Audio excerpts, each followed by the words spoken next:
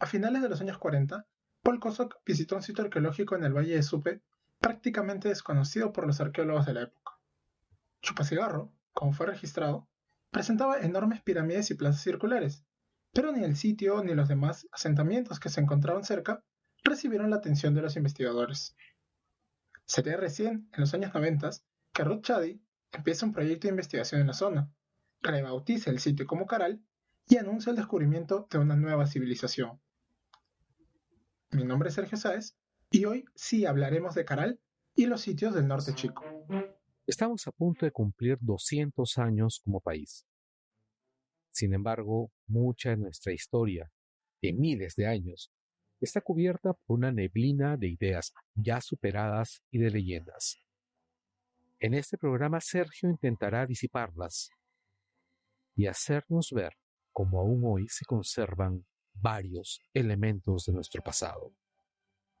Aprenderemos que el Perú tiene más de 200 años.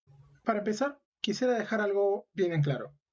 Las investigaciones en Caral sí han sido importantes para repensar el pasado andino. Como comentaba en el primer episodio de esta serie, se tenía el periodo formativo, iniciado en torno al año 1500 antes de la era común, como el inicio de la civilización andina. Si bien ya se conocían sitios con arquitectura monumental como Áspero en la desembocadura del río Supe, El Paraíso en el Chillón o Cotos en el Guayaga, la visión que se tenía de ellos era bastante aislada. Eran centros ceremoniales que no contaban con población permanente más allá de los encargados del culto, y cuya influencia no iba mucho más allá del alcance regional. No se planteó que fueran ciudades, ni mucho menos las sedes de estados primigenios. Entonces aparece Caral, que es importante no solo por la antigüedad de sus fechados, sino porque se vuelven a registrar una serie de sitios que comparten características muy similares en un valle hasta ese momento olvidado. El pequeño valle de Supe se nos presenta como la sede de grandes pirámides, en sitios como Alpacoto, Pueblo Nuevo, Miraya, Lurihuasi, Era de Pando, Pando, El Molino, Piedra Parada y, por supuesto, el mismo sitio de Áspero. ¿Cómo explicar entonces el surgimiento repentino de tantos sitios con pirámides monumentales en un solo valle? El tema se volvió mucho más complejo cuando se empezaron a registrar más sitios monumentales en los valles de Fortaleza, Pativilca, Huaura y Chancay, como Caballete, Cerro Lampay y Las Chicras, todos ellos sin la presencia de cerámica. Es así que Sadi plantea una idea interesante. Todos estos sitios son parte de una misma cultura, la civilización Caral. ¿Y cómo funcionaba esta civilización? Caral habría sido la sede de un estado primigenio que aparece en el tercer milenio antes de la era común. Habría comenzado a aumentar la producción agrícola y a acumular los excedentes que permitieron la aparición de una élite religiosa. Las pirámides construidas fueron las sedes del culto que diferenciaban dos aspectos: uno público, realizado en las grandes plazas circulares en donde se concentraba la población, y uno privado, realizado en los salones ceremoniales de las cimas de las pirámides y en los altares construidos dentro de los conjuntos residenciales de élite. Las viviendas de esta casta religiosa se ubicaban al lado de las pirámides, en donde, además de los altares, tenían habitaciones para la cocina, descanso y manufactura de bienes de prestigio. Este conjunto de pirámides y áreas residenciales se disponían en torno a un gran espacio abierto que funcionaba como una enorme plaza en la cual se habrían instalado las personas que llegaban a rendir culto en las pirámides y que no vivían en la ciudad. Y sí, dije ciudad. Para Shadi, Caral se habría convertido en la primera ciudad andina, al incluir, aparte de los templos y las viviendas de las élites, a un conjunto de áreas residenciales alrededor de todo este complejo, en donde los artesanos fabricaban diversos productos como figurinas y cuentas. Otro elemento importante dentro de la economía era la producción de algodón en el valle. Con este cultivo no solo se obtenía la materia prima para la vestimenta, sino que se podía obtener la fibra necesaria para la elaboración de redes de pesca. Con ello se intensificó la red de intercambios con los habitantes del litoral, siendo Áspero una suerte de puerto del estado caralino. A cambio del algodón, y otros productos agrícolas como mates y zapallos, los pescadores proveyeron de anchovetas, machas y choros a los agricultores, ampliando la dieta de la población. Y evidencias de este intercambio, de esta economía complementaria, se han encontrado en los basurales y en los rellenos de las pirámides, en donde se recuperaron los huesos de diversas especies de peces y las conchas de varios moluscos. Esta creciente economía permitió que empezaran a crecer más y más asentamientos, cada uno con sus propios templos y áreas residenciales, concentrándose en el Valle Medio, el área más productiva del Valle de Supe. Para la construcción de los templos utilizaron una tecnología novedosa, las chicras. Estas eran una suerte de bolsas de totora, junco o caña brava, rellenadas con piedras. Eran utilizadas como material de relleno de las plataformas que se iban superponiendo, dándole volumen al edificio y generando esta forma piramidal. ¿Y por qué las utilizaban? Las chicras no solo eran una manera eficiente de transportar el material de relleno, sino que ayudaban a que la pirámide tenga resistencia sísmica. Las piedras irregulares dispersaban las ondas sísmicas y mantenían en pie el edificio. Para las habitaciones, en cambio, utilizaron la quincha. Se armaba una estructura de troncos y cañas y se rellenaba y cubría con barro para hacer las paredes. En la propuesta de Shadi, este sistema de intercambios impulsó el crecimiento del prestigio de Caral y de los demás sitios del valle que terminaron constituyendo un área capital de la civilización Caral. Las redes económicas terminaron por alcanzar a sitios más distantes como La Galgada y Huaricoto en Ancash, Piruro en el Marañón, Cotos en el Huallaga y El Paraíso en el Valle de Chillón. Con estas regiones serranas pudo intercambiar los productos costeños por la madera de yoque, achiote y palillo. Es más, habrían tenido contacto con la costa ecuatoriana, a cambio de spondylus, y la selva para obtener madera de chonta. Shadi también resalta la presencia de los altares de la tradición religiosa Cotos. Y ustedes se preguntarán, ¿a qué se refiere con esto? Cuando los arqueólogos Richard Burger y Lucy Salazar excavaron en el sitio de Huaricoto, encontraron un espacio de actividades religiosas en donde se quemaban ofrendas en un fogón. Debido a su similitud con los recintos de Cotos, como el Templo de las Manos Cruzadas, bautizaron esta práctica como tradición religiosa Cotos. El concepto es bastante amplio en realidad, y permitía incluir a diferentes sitios con tradiciones culturales variadas dentro de una misma práctica religiosa. Solo era necesario que haya una quema de ofrendas para que se clasifique como tradición religiosa Cotos. Como Shadi encuentra altares en donde se quemaban ofrendas en Caral, lo asocia con la tradición Cotos y presenta esto como evidencia de un culto compartido con diversas áreas, incluyendo la costa y sierra de Ancash, la costa de Lima y Huánuco. Ahora, ¿es cierto que se compartía una misma religión? Es difícil afirmarlo, realmente. Un mismo tipo de ritual podría estar relacionado con creencias religiosas diferentes. Para no irnos a ejemplos de otros continentes, veamos lo que sucedía en los Andes en el siglo XVI. El culto a los ancestros era una práctica común, en donde se ofrecía comida y bebida a las momias de los antepasados y a las huacas. Pero cada región, incluso cada comunidad, tenía sus propias huacas. El culto, finalmente, era diferenciado. Entonces, ¿eso quiere decir que no tenían una misma religión? Bueno, tampoco podríamos descartarlo.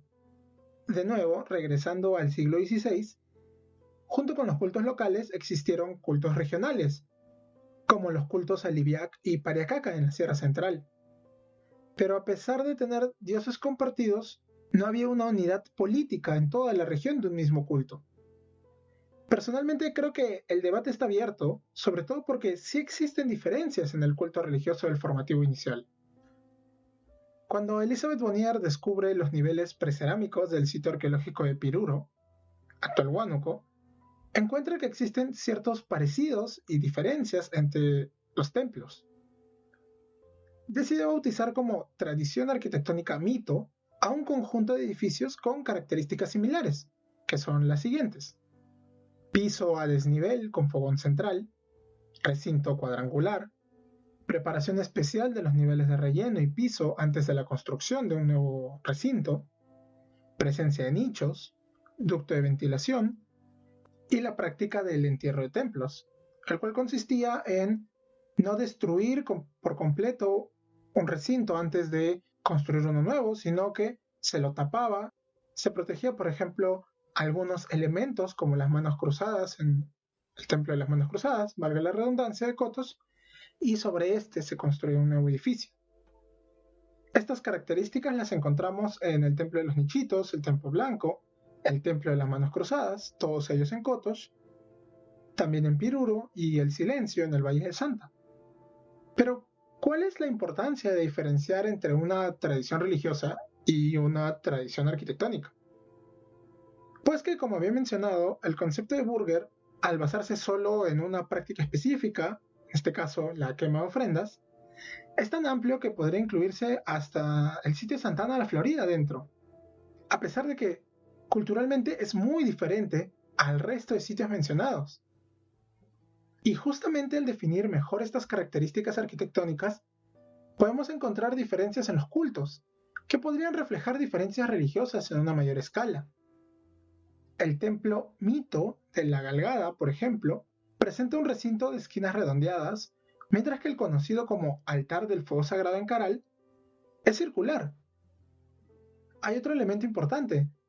A diferencia de los demás sitios de la tradición Mito, en donde los recintos están en una posición central, los centros de culto más importantes en las pirámides de Caral son otros. Los recintos Mito son raros o secundarios. ¿Cuáles serían entonces los espacios de culto principales en Caral? Curiosamente, estos fueron definidos a partir de trabajos en un sitio mucho más pequeño. El arqueólogo Rafael Vega Centeno excavó en Cerro Lampay, un pequeño asentamiento del Valle de Fortaleza, e identificó lo que él bautiza como la tradición de la costa norcentral. En el pequeño edificio de Cerro Lampay, Vega Centeno encontró una estructura compuesta por una antesala y un salón posterior, con un acceso delantero, uno posterior y otros laterales, además de una banqueta en la parte posterior de cada recinto. Este mismo diseño aparece en Áspero, aparece también en la pirámide mayor de Caral y en el sitio de Chupacigarro. A este conjunto Shadi le llama salón ceremonial y se conecta con una serie de recintos anexos en un complejo sistema de accesos y habitaciones. Esta tradición es típica de los asentamientos del norte chico. Y si bien no tenemos publicados los planos detallados del resto de edificios de Caral o de los demás sitios excavados realmente, las reconstrucciones artísticas que se han difundido sobre las cimas de las pirámides nos recuerdan bastante este patrón.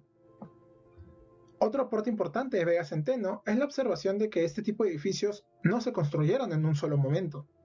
Las pirámides inician como pequeñas plataformas con sus salones ceremoniales en la cima, pero con el paso del tiempo se aumenta el nivel, cubriendo con material de relleno el edificio pequeño y construyendo nuevas plataformas encima.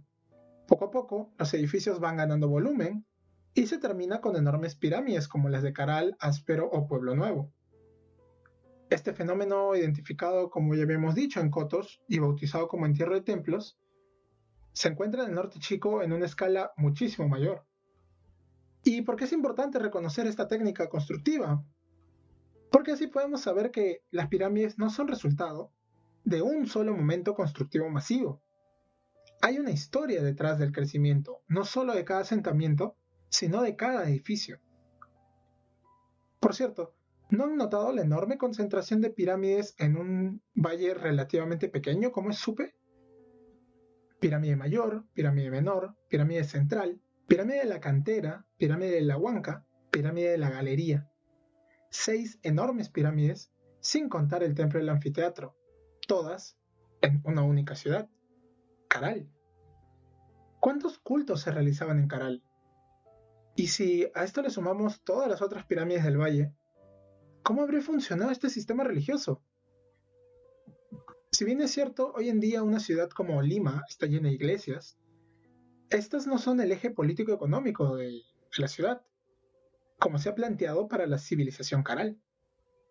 Además, si bien no se ha estimado el número de habitantes del valle para el tercer milenio antes de la era común, es difícil imaginarnos una enorme concentración de gente. más aún si el patrón de viviendas fue disperso, como sucedía en los Andes a inicios del siglo XVI. En todo caso, lo que vemos actualmente al visitar estos sitios es el momento final de cada asentamiento, momento en el cual es posible que algunos de los edificios no hayan estado en uso, o que hayan tenido una historia bastante larga con cientos de años de continuas remodelaciones. Y si nos fijamos en los fechados publicados, encontramos algo bien curioso. Pero, primero, una pequeña explicación. Cuando se busca fechar sitios antiguos, recurrimos comúnmente al carbono 14. Esta es una molécula de carbono que tiene la particularidad de degradarse de manera constante una vez que un ser vivo fallece. Esto quiere decir que, a partir de huesos o restos vegetales, se puede fechar en qué momento murió ese ser vivo. Los huesos son bastante útiles, pues un animal se consume en poco tiempo y el cuerpo de una persona no suele quedarse en buenas condiciones si es abandonado a la intemperie. Con las plantas tenemos que tener cuidado, porque sí se pueden reutilizar troncos de muchos años de antigüedad y quizás se feche de casualidad un edificio que realmente no es tan antiguo como el tronco. Otro elemento importante es que la fecha obtenida es un rango, no una fecha exacta con un año preciso. Y debido a que la cantidad de carbono ha variado en el tiempo por condiciones medioambientales o por las mismas condiciones en la deposición del resto, los fechados se corrigen con un calibrado, lo que nos da un rango de tiempo un poco más amplio. Ok, ahora veamos los fechados de Caral. En el artículo publicado en la revista Science, el fechado más antiguo, luego de corregirlo, nos da un rango de 2880-2346 antes de la era común. Pero este nivel es de una capa debajo de la plaza circular hundida de la pirámide mayor. Esto quiere decir que no se está fechando ninguna de las pirámides, pero tampoco se puede descartar que ya existan plataformas en esta época. Las siguientes muestras son de áreas residenciales y es el sexto fechado en antigüedad con un rango de 2678-2137 antes de la era común, el que fecha un edificio monumental. Se trata de una muestra del muro de la plaza circular hundida, del templo del anfiteatro. Y recién con la muestra en el rango de 2463-2036 antes de la era común, tomada de un muro de la plaza circular hundida de la pirámide mayor, tenemos una construcción asociada a una pirámide. ¿Qué quiere decir todo esto? ¿Por qué les he soltado tantos años? Pues esto quiere decir que Caral sí tiene una ocupación que inicia entre los años 2880 y 2346, pero que no corresponde directamente a ningún edificio monumental. Es recién con el fechado del templo del anfiteatro que tenemos una muestra para uno de estos edificios monumentales, pero entre el rango de 2678 y 2137. Como ven, son rangos demasiado amplios, pero tomando muchos más fechados de contextos contemporáneos, se puede reducir ese margen, se puede acotar estas fechas. ¿Por qué es importante ser más precisos? Pues esto nos ayudaría a conocer mejor el desarrollo del sitio. Queda claro que por lo menos a partir del año 2600, antes de la era común, Caral empezó a crecer, pero no sabemos en qué sectores. Los fechados de Cerro Lampai nos muestran, por ejemplo, que sus dos fases constructivas se dieron en 2 siglos nada más, entre el 2400 y el 2200 antes de la era común, quedando completamente abandonado para el año 2150. Mientras que una muestra del relleno del atrio en la cima de la pirámide mayor, o sea, de las últimas construcciones del edificio, tiene un rango de 2134-1774. En otras palabras, la pirámide mayor, esta que sale en la moneda de un nuevo sol y en el billete de 200, empezó a construirse probablemente al mismo tiempo que Cerro Lampai, pero lo sobrevivió y llegó a crecer muchísimo más. A lo largo de probablemente más de 500 años de historia, hubo remodelación tras remodelación, cada una de ellas agregando más relleno y plataformas al edificio. Por alguna razón que está por investigar, el sitio de Caral fue ganando más y más prestigio y poder en el norte chico. La falta de investigaciones sistemáticas de los valles de Fortaleza, Huaura, Pativilca y Chancay nos impiden conocer este proceso en mayor detalle. Entonces, ¿existieron otros sitios que competían con Caral? Quizá. ¿También fueron abandonados después de un par de siglos? Tal vez. ¿El resto de sitios del Valle de Supe también compitieron con Caral y fueron abandonados? Probablemente. Estas preguntas siguen abiertas hasta ahora. Necesitamos más fechados, pero también más información publicada sobre las diferentes fases constructivas y los cambios en el diseño de cada asentamiento. Quizás sitios como Pueblo Nuevo, Miraya, El Molino o Lurihuasi también crecieron de a pocos. Algunos sectores podrían haberse abandonados mientras que otros crecían, o quizá pasaron por largos periodos de abandono antes de volver a ser ocupados. Con la información disponible, no podemos saberlo. Pero eso hace que la investigación de este periodo sea tan interesante. Aún hay muchas preguntas por resolver. Y mientras este fenómeno sucedía en el norte chico, otros templos iban creciendo en la sierra. Hemos mencionado Cotos y La Galgada, pero no fueron los únicos. Recientemente, la costa central nos ha traído descubrimientos interesantes que nos complican aún más el panorama, pero sobre estos sitios hablaremos en un próximo episodio.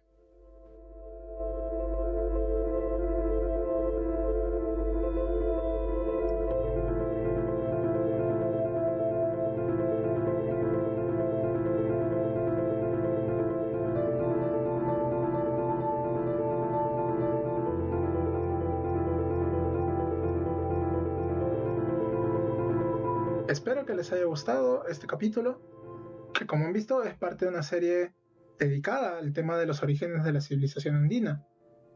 Creo que el siguiente número ya sería el último y sería una buena oportunidad para reflexionar un poco sobre estas ideas. Yo quisiera que en todo caso ustedes mismos nos comenten, ¿no? Tuvimos algunos comentarios en el capítulo anterior sobre la cultura Chinchipe Marañón y Ventarrón.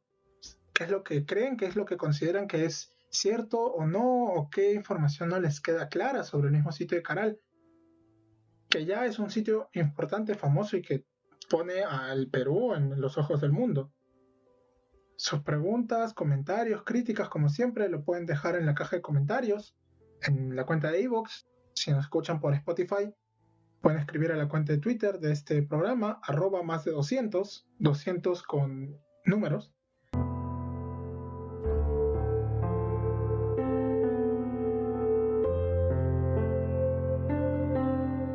Y bueno, no me quiero ir, como siempre, sin dejarlos con la bibliografía que pueden consultar sobre este tema. Lamentablemente no hay muchas publicaciones científicas sobre el sitio de Caral. La mayoría son trabajos de divulgación que me parecen muy buenos, que me parece que las ediciones son muy bonitas, que pueden conseguir sobre Caral, Áspero, Bichama. Y en el 2015, 2016, si no me equivoco, salió un número especial dedicado a los 21 años de investigación, donde incluye una descripción de todos los sitios que trabaja el proyecto de la zona arqueológica Caral en el Valle de Supe, ¿no? Estos sitios que he mencionado de Lurihuasi, Era de Pando, Pueblo Nuevo, Alpacoto, están ahí incluidos. Y creo que les puede gustar las reconstrucciones que ha hecho el equipo de investigación del proyecto. Ahora, no va a haber una explicación detallada sitio por sitio, con dibujos más técnicos, ¿no? Porque no se ha publicado, lamentablemente. A pesar de que ya tiene casi 20 años de salido, el libro de La ciudad sagrada de Caral Supe, los orígenes de la civilización andina y la formación del estado prístino en el antiguo Perú, editado por Ruchadi y Carlos Leiva, me parece que es básico, importante porque compila todos los artículos que comenzó a publicar Shadi y su equipo a finales de los 90 sobre los descubrimientos que se iban haciendo de Caral. Está el registro de todos estos sitios que están en el valle, que pertenecen a esta época, y descripciones generales y croquis de estos asentamientos, ¿no? De nuevo, como les digo, no hay un artículo científico que incluya los planos detallados de cada uno de estos sitios. Este libro es bastante interesante porque incluye la propuesta teórica de Shadi sobre el origen del Estado, sobre el origen de la civilización andina y cómo Caral es el centro de todo. Incluye algunos trabajos que describen ciertas estructuras específicas, como el que llama altar del fuego sagrado, o la plaza del templo mayor, o los rituales de enterramientos de recintos en áreas residenciales. Y también tiene algunos artículos curiosos, como el dedicado a las flautas de Caral y que tiene un estudio musicológico. Y también un pequeño artículo sobre el geoglifo que se encontró cerca del sitio Chupacigarro y que nos recuerda al estilo Sechín del Valle de Casma. Que bueno, Shadi lo interpreta como una evidencia de que de Caral se influye el estilo Sechín, pero otros consideramos que no tiene nada que ver. Otro artículo que me parece importante para entrar al tema de Caral es La civilización Caral, sistema social y manejo del territorio y sus recursos, su trascendencia en el proceso cultural andino, de Ruth Shadi, publicado en el número 10 del Boletín de Arqueología de la Católica. Este artículo es del 2006, ya son 14 años desde su salida, pero sigue siendo, digamos, el mejor resumen, la mejor síntesis de las ideas que ha propuesto Shadi para Caral. ¿Por qué no menciono otro artículo más reciente? Porque bueno, este artículo está de libre acceso en la página del Boletín de Arqueología de la Católica, pueden buscarlo, y porque los nuevos artículos en realidad han repetido las mismas ideas, solo que agregando nuevos descubrimientos de tipo algunas nuevas figurinas, o sea, detalles que no cambian en estricto la idea principal. Y como tampoco incluyen nuevos dibujos técnicos, entonces creo que como un artículo introductorio con el que puedan conocer lo que se ha propuesto para el sitio, pueden empezar allí. Y por último, recomiendo los artículos que ha publicado Rafael Vega Centeno sobre el sitio de Cerro Lampai. Su tesis doctoral la pueden encontrar en internet, está en inglés, pero sus artículos están publicados en el Boletín de la Católica, en el Boletín Arqueología y Sociedad, y bueno, en varias otras revistas. Creo que va a ser sencillo que lo encuentren, y creo que es también de lo mejor que hay sobre este periodo, ¿no? Y bueno, dejaré el debate sobre el origen del Estado para el final, en el último capítulo de esta serie. Y ya no los retengo mucho más. Ya saben las redes, compartan este podcast con sus amigos, familiares, quienes estén interesados. Y nos vemos en el siguiente capítulo. Hasta luego.